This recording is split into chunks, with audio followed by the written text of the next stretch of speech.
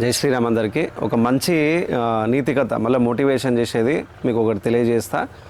అయితే పూర్వము ఇద్దరు దంపతులు ఉన్నారు. వాళ్ళు చాలా మంచి వాళ్ళు ఎప్పుడు కూడా ధర్మము, సేవ, ఉన్నదానిలో బ్రతకాలే, మన జీవన విధానం ఇంతే అని చెప్పేసి ఒక సంతృప్తితోటి ఆనందంగా దైవ మార్గాన్ని ఎక్కువ నమ్ముకొని ఆధ్యాత్మిక మార్గంలో ఉంటూ వాళ్ళకి చాతనైన వరకు చేసుకుంటూ వాళ్ళ జీవన విధానం అంతా కూడా ధర్మము, సత్యము అనే మార్గాన్ని పట్టుకొని నడుస్తూ ఉండేది.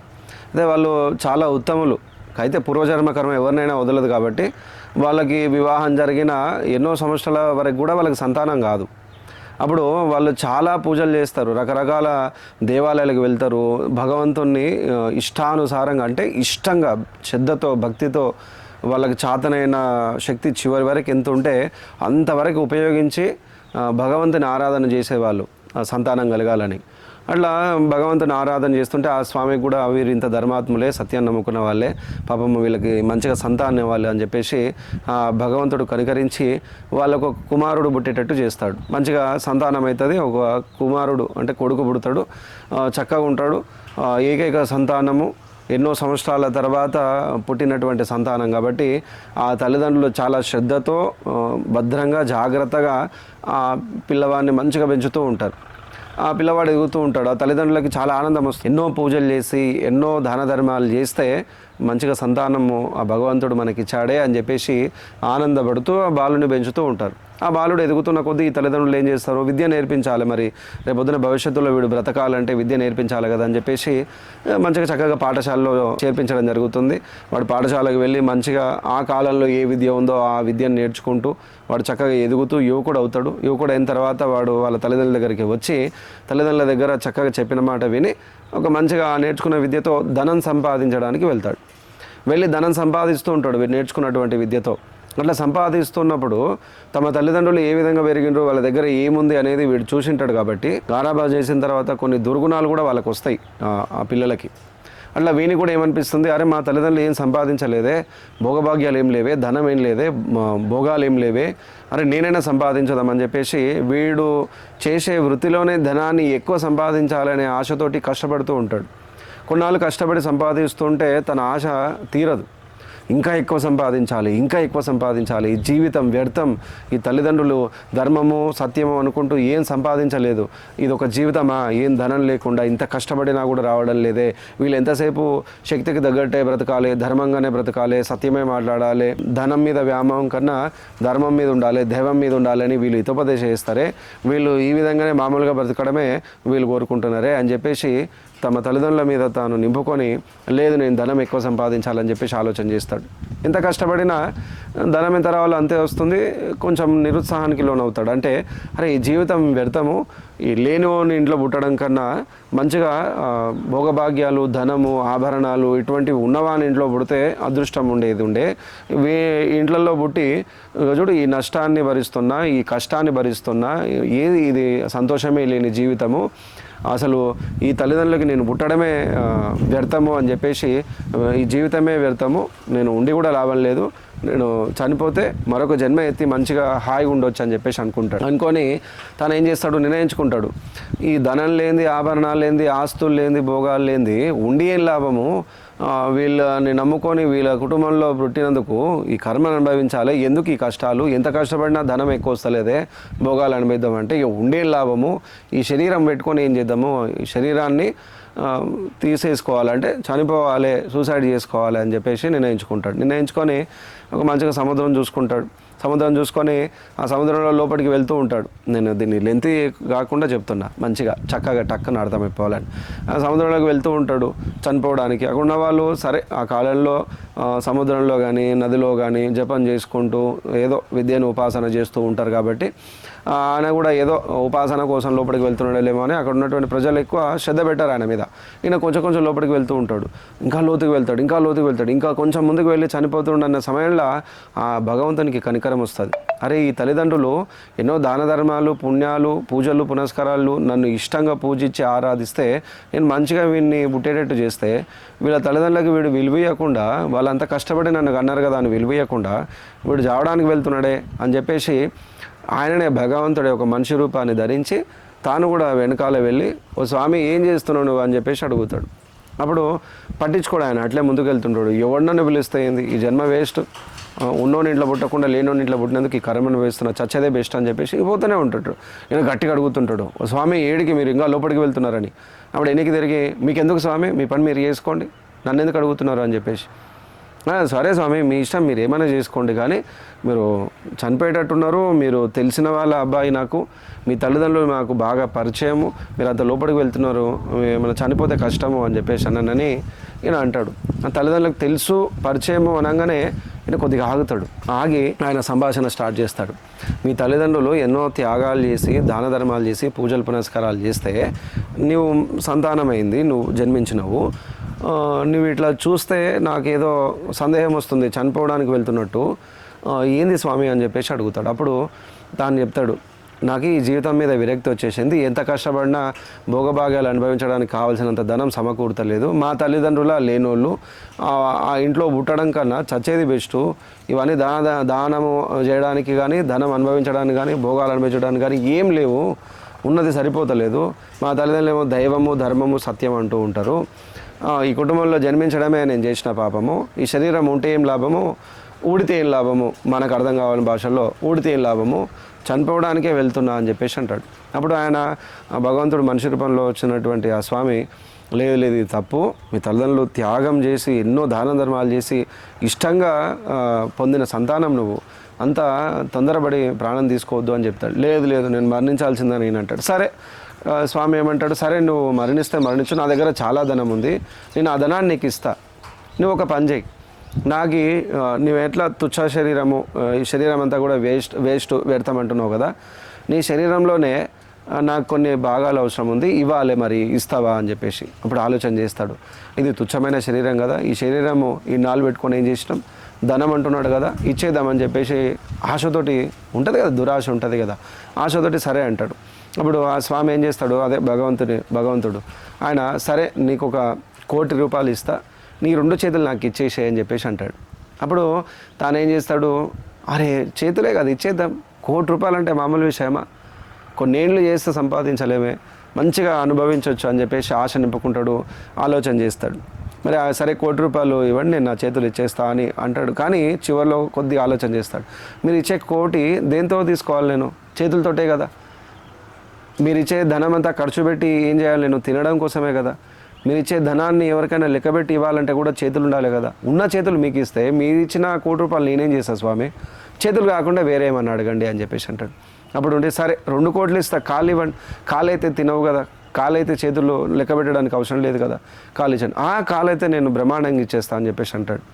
అప్పుడు ఉండి మళ్ళీ ఆలోచన చేస్తాడు, కాలు ఇస్తే పలానా దగ్గర ప్రదేశం బాగుంది, అందాలు బాగున్నాయి, అక్కడ పోయి చూడాలి, బాగా మన భాషలో చెప్పాలంటే ఎంజాయ్ చేయాలి, సంతోషంగా ఉండాలి, ఈ భోగాలన్నీ ఎంజాయ్ చేయాలి, అవన్నీ ఎట్లా చేయాలి, వేరే ప్రదేశానికి వెళ్ళాలంటే పాదాలే కదా స్వామి, పాదాలు ఇస్తే నేను ఎట్లా అంటే, పాదాలు కాదు ఇంకేమని అడుగు అని చెప్పేసి అంటాడు. సరే స్వామి కూడా భగవంతుడుగా భలే పరీక్ష పెడతాడు.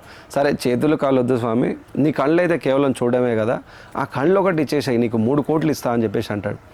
అప్పుడు ఆ కళ్ళు, అవును నిజంగా కళ్ళు ఏం పని చేయవు కదా, ఇచ్చేస్తా అని చెప్పేసి అని అది కూడా సేమ్ చివరిగా ఆలోచన చేస్తాడు. అరే మరి ఈ ధనం లెక్క పెట్టాలంటే ఎన్ని ఇస్తున్నానో ఎన్ని తీసుకుంటున్నానో నాకు తెలియాలి కదా, ఈ కళ్ళతో చాలా అందాలు చూసేది ఉంది కదా, ఈ కళ్ళతో భోగాలు అనుభవించేది చాలా ఉంది కదా, అసలు మానసిక ఆనందం రావాలంటే కళ్ళే కదా, ఆ కళ్ళని నీకు ఇస్తే ధనం ఎక్కడ దాచిపెట్టుకోవాలా, ఎవరికి ఎంత ఇచ్చినా అన్నీ ఎట్లా తెలియాలా, అందాలు ఎట్లా చూడాలా, ప్రకృతి ఎట్లా చూడాలా, ఇవన్నీ ఎట్లా అనుభవించాలా, మీరు 3 కోట్లు ఇచ్చినా ఈ కళ్ళు ఇస్తే ఇంకేం లాభము. అప్పుడు భగవంతుడు అదే మనిషి రూపంలో వచ్చిన ఆ దేవుడు ఏమంటాడు, మరి తుచ్చ శరీరం అన్నావు, వేస్ట్ శరీరం అన్నావు, పనికే రాదన్నావు, తల్లిదండ్రులు లేనోని ఇంట్లో పుట్టినా అన్నావు, ఇవన్నీ మాట్లాడినవే, మరి ఇది ఎక్కడ ధర్మం స్వామి, తుచ్చ శరీరం అన్నప్పుడు అన్నీ ఇచ్చేసేయాలి, నీకు కావాల్సిన ధనం నేను ఇస్తున్నా కదా తీసుకో మరి అంటే అప్పుడు జ్ఞానోదయం అవుతుంది. తుచ్చ శరీరం కాదు, కర్మానుసారము మనకు జన్మ వచ్చింది, మంచిగా ధర్మము దైవము సత్యము నమ్ముకోనున్న తల్లిదండ్రుల కుటుంబంలో జన్మించినవు, ఎన్నో త్యాగాలు చేస్తే, ఎన్నో దాన ధర్మాలు చేస్తే, ఎన్నో పూజలు పునస్కారాలు చేస్తే నువ్వు జన్మించినవు, తల్లిదండ్రులకు ఇచ్చే విఘ్నత ఇదేనా, నువ్వు ఇచ్చే విఘ్నత ఇదేనా ధర్మం, తుచ్చ శరీరం అన్నావు కాబట్టి కాదు, కర్మ చేయాలి. మనకు ఉంటుంది కదా శ్లోకం భగవద్గీతలో, కర్మణ్య సేవాధికారే, అది శ్లోకం ఉంటుంది కదా, సత్కర్మ చేయడమే మన బాధ్యత, దాని ఫలితం గురించి మనం ఆలోచన చేయొద్దు, ధనం గురించి మనం ఆలోచన చేయొద్దు. ఈ భూమిపైకి వచ్చినాం, మంచిగా పని చేసుకోవాలా, ఉన్నంతలో బతకాలా, ధర్మంగా ఉండాలా, సత్యాన్ని నమ్ముకోవాలా, తల్లిదండ్రులని ఆనందపెట్టాలా, సమాజం హితం కోరుకోవాలా, మూగజీవాలని రక్షించుకోవాలా, ఇటువంటివి ప్రకృతిని కాపాడుకోవాలి. ఇటువంటి సూత్రాలన్నీ పాటిస్తూ సమాజంలో ఉంటూ చక్కగా జీవితం అయిపోయిన తర్వాత మమైకమైపోయి వెళ్ళిపోవాలి. ఇది అని మంచిగా భగవంతుడు మంచిగా చెప్తాడు. తనకి జ్ఞానోదయం అవుతుంది. అవును, ఇది నిజంగా దేవుడిచ్చిన శరీరము, అమ్మనాన్నలు ఇచ్చిన శరీరము తుచ్చమన్నా కదా, కానీ ఈ శరీరమే కదా ఇప్పుడు ఆడ 3 కోట్లు ఇస్తా అన్నా కూడా ఇవ్వలేకపోతున్నా. కాబట్టి నిదానంగా సంపాదించుకుందాం, బాగుపడదాం. తల్లిదండ్రులు పాపము ఎంతో కష్టపడితే, ఎన్నో పూజలు చేస్తే నేను జన్మించిన కదా, ఇంత త్రుటిలో ప్రాణం తీసుకొని వాళ్ళని బాధ పెట్టడం ఎందుకు, వద్దు అని చెప్పేసి వాస్తవాన్ని, నిజాన్ని, సత్యాన్ని తెలుసుకొని ఆ వచ్చిన వాడిని దేవుళ్ళలాగా కొలిచి మీరు మాకు జ్ఞానోదయం చేసిండ్రు స్వామి, చాలా సంతోషమని నమస్కరించి తల్లిదండ్రుల దగ్గరికి వెళ్ళి తల్లిదండ్రుల దగ్గర పాదాల పైన పడతాడు. తల్లిదండ్రులకు జరిగిన విషయం ఏం తెలియజేయడు. ఎందుకంటే ఆ చిన్న విషయాన్ని కూడా తెలియజేసే వాళ్ళని ఎందుకు బాధ పెట్టాలి, ఓలా ఈ విషయం చెప్పినా మళ్ళీ ఇంకెప్పుడైనా ఇటువంటి పని చేస్తాడేమో అని వాళ్ళు ఎప్పుడు కూడా టెన్షన్ పడుతూ, మనం చెప్పాలంటే టెన్షన్ పడుతూ వాళ్ళు ఆలోచన చేస్తూ బాధపడతారని చెప్పేసి ఆ విషయం కూడా చెప్పకుండా పాదాలపై చేతులు పెట్టి నమస్కారం చేసుకుంటూ జీవితంలో మళ్ళీ ఇటువంటి తప్పు ఎన్నడూ కూడా చేయనని మనసులో మనస్తాపానికి గురై క్షమాపణ చెప్పుకొని తల్లిదండ్రులని మంచిగా చూసుకుంటూ మంచిగా పని చేసుకుంటూ తర్వాత వివాహం చేసుకొని చక్కగా పిల్లలతో సంతోషంగా ఉంటూ జీవిత సత్యాన్ని, జీవిత మార్గాన్ని పట్టుకొని ప్రయాణం అవుతూ ఉంటాడు. కాబట్టి దీనిలో మనం నేర్చుకోవాల్సింది చాలామంది ఇప్పుడున్న యూత్ జనరేషన్, జెన్జీ బ్యాచ్ ఉంది కదా, ఈ జెన్జీ బ్యాచ్ అంతా మా తల్లిదండ్రులు మాకేమి ఇచ్చిండ్రు, వాళ్ళు ఏం సంపాదించలేదు, మాకేమి మూటలు ఇవ్వలేదు, మాకేం కార్లు ఇవ్వలేదు, బంగ్లాలు ఇవ్వలేదు, నీకు జన్మనిచ్చిండ్రా నాయన, నీకు పని చేసుకొని బ్రతకడానికి కావాల్సిన అవయవాలు ఇచ్చిండు, ప్రాణం ఇచ్చిండు, అన్నీ ఇచ్చిండ్రు తల్లిదండ్రులు, నీకు జన్మనివ్వడమే ఎక్కువరా నాయన అంటే, నువ్వు జన్మనిస్తేనే కదా ఈ ప్రపంచం చూస్తున్నావు, ఈ ధనం మీద మీకు వ్యామోహం వచ్చింది. నువ్వు వద్దని, నిన్ను కానీ ఆడపిల్లైనా మగపిల్లైనా ఎవరైనా సరే మిమ్మల్ని వద్దని కడుపులోనే తొక్కేస్తే మీరు బ్రతికే వాళ్ళ, ఈ ప్రపంచం చూసేవాళ్ళ అంటే వాళ్ళు జన్మనిచ్చేయడమే గొప్ప. కాబట్టి దాంతో సంతోషంగా ఉండి మీరు మీ కర్మను చేయండి. అంటే మీరు మీ మంచిగా మీ మార్గాన్ని వెతుకొని పని చేయండి, సంపాదించుకోండి. ఎవరొద్దన్నారు ధర్మంగా ఎక్కువ ధనం సంపాదించొద్దని ఎవరన్నారు? ఇప్పుడు ఈ మధ్యన ఈ జెన్జీ బ్యాచ్ అంతా స్మార్ట్ వర్క్ చేసి ఈజీగా యూట్యూబ్ లాంటివి లేకపోతే ఇంకా వేరే స్టార్టప్లు ఉపయోగించి మంచిగా ధనం సంపాదిస్తున్నారు, మంచిగా ఎంజాయ్ చేస్తున్నారు. ఎవరొద్దన్నారు? మంచిగా సేవ కూడా చేస్తున్నారు, సొసైటీకి కూడా హెల్ప్ చేస్తున్నారు ఇటువంటి వాళ్ళు. కాబట్టి అటువంటి మార్గాన్ని ఎంచుకోండి. అంతేగాని తల్లిదండ్రులు ఏమి ఇచ్చిండ్రు, నువ్వేమి ఇచ్చినావు, నువ్వు ఏమంటారు మనకి నాటు భాషలో చాతగాంది ఏంటికి గనాలే, ఏం సంపాదించింది ఎందుకు పుట్టించుకున్నావు, ఇవ్వలేనప్పుడు ఎందుకు పుట్టించుకున్నావు, ఇటువంటి మాటలు మాట్లాడుతూ తల్లిదండ్రులు చాలా సతాయిస్తుంటారు. కాబట్టి ఈ జెన్జీ బ్యాచ్కి జన్మనివ్వడమే గొప్ప. జన్మనిచ్చిండు, సంతోషపడు, మంచిగా పని చేసుకో, బ్రతుకు. కాబట్టి ధర్మం తెలుసుకో, మంచి జీవన విధానం పెట్టుకొని ముందుకు ఎదుగుతూ వెళ్ళు. కాబట్టి ఎప్పుడు కూడా తొందరలో ఆవేశపడి ఇట్లా నేను ప్రాణం తీసుకుంటా, నేను వేస్ట్, లేను ఇంట్లో పుట్టినా అని ఈ సూసైడ్ మార్గం పట్టుకోకండి. ఎందుకు పదే సూసైడ్ గురించి చెప్తా అంటే, దేశానికి యువత అవసరం ఉందిరా నాయన. ఈ దేశం కోసం పనిచేసే వాళ్ళ సంఖ్య చాలా అవసరం ఉంది. ఈ భారతదేశం కోసం కష్టపడేది ముఖ్యంగా ఎవరు కష్టపడాలి? ఈ సనాతన ధర్మంకి సంబంధించిన ఐందవ యువకులే కష్టపడాలి. ఈ మొత్తం ఐందవ యువకులంతా కూడా వేరే దేశాలు చేసే ట్రాప్లో పడి, ఒకడు గంజాయికి పోతే, ఒకడు ఆడవాళ్ళ సోకులో పడితే, ఒకడు బెట్టింగ్ యాప్స్లో పడితే, ఒకడు అన్ని పోగొట్టుకొని సూసైడ్ చేసుకొని చచ్చిపోతే, ఒకడు తాగి యాక్సిడెంట్ అయి చచ్చిపోతే, ఇట్లా ఒక్కొక్క భారతీయ యువకులు కానీ అమ్మాయిలు కానీ వాళ్ళ జీవితం సర్వనాశనం చేసుకొని సంఖ్య తగ్గుతూ ఉంది. భారతదేశం కోసము ఎంత జీవితంలో ఓడిపోయి చచ్చేదాకా పోయినా, బాగా ఎదిగిన, ఈ దేశం కోసం బాగా ధర్మం కోసం ఆలోచన చేసి పని చేయాలి మన దేశం కోసం అని ఆలోచన చేసేటోడు ఎవడన్నా ఉన్నాడంటే ఈ భారతదేశంలో సనాతన హైందవ ధర్మానికి సంబంధించిన యువకులే, అమ్మాయిలే. వాళ్ళకి ఈ దేశం మీద పుట్టుకతోటి ఆ దేశభక్తి, ధర్మము పట్ల శ్రద్ధ, దైవం పట్ల శ్రద్ధ అనేది ఉంటుంది, ఖచ్చితంగా ఉంటుంది. వాడు జీవితంలో ఆఖరికి మరణించే క్షణంలో అయినా సరే ఈ దేశం కోసం కనీసం ఇసుకరా ఎంతైనా బాధపడతాడు, అంత విజ్ఞత ఉంటుంది.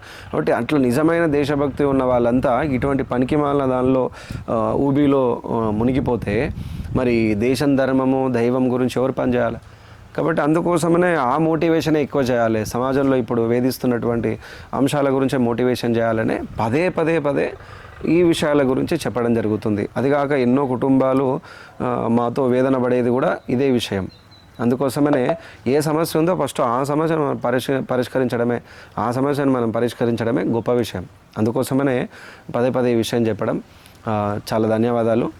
ఓపికతో ఈ వీడియో చూస్తూ ఇంత సమయాన్ని నా వీడియో కోసం కేటాయించి చూస్తున్న సంస్కారము కలిగిన మీలాంటి వ్యక్తులకి చాలా ధన్యవాదాలు.